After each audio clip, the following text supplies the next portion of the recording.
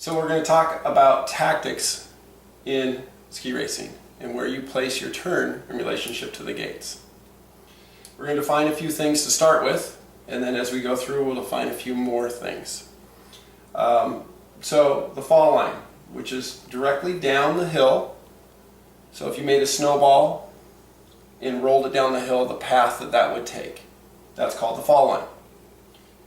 If we go directly up the hill of the fall line, that's called the rise line. So if you notice right here, I have a gate and I went directly up the fall line to create the rise line right there, right here. And we'll do it where the rise line would be for this gate. It's going right up from the turning pole, right up the fall line. Okay? So, if we're skiing a course and we come out of this gate and we're heading over this way, we want to go over till we reach the rise line, and then we shape the turn to come back right underneath the gate over to this gate and fall line, rise line, and then back around. What I'd like you to notice is where the turn is in relationship to the gates. Okay? So let's define some phases of the turn. We've already gone through and defined what fall line was and what rise line is. So let's start with the transition. Transition is this little section right here, from here to here, where we switch edges. So we'd be on one set of edges right here, and then we switch edges to make this turn. And that's where our transition. We're transitioning from one turn to the next turn. Then when we reach the rise line here, this is where, as soon as I reach this rise line, this is where the shaping of the turn happens, where you become in charge of what your skis are doing. Is right here when you hit the rise line.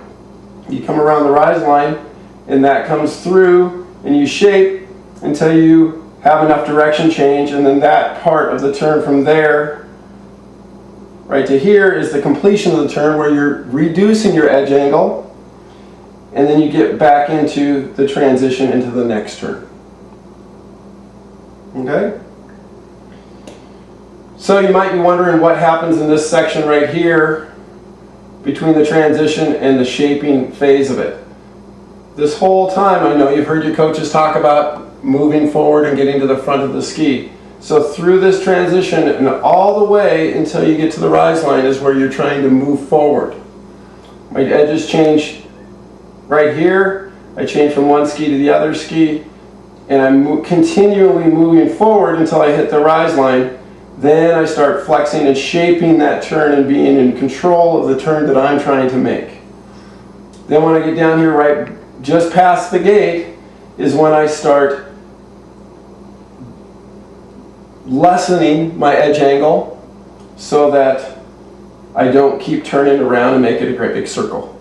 So I come through, I have the direction change, I let off, then I start that transition again of changing edges and moving forward all the way to the next rise line, right here.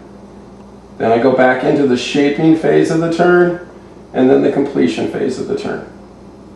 From that point, what I'd like you guys to do is, with this idea in our minds of where the transition is, where the shaping is, where the completion of the turn is, I'd like you to look at your video and the video of the forerunners and compare the two from this perspective. And notice where your turn is in relationship to the gate. Notice where the forerunner's turn is in relationship to the gate.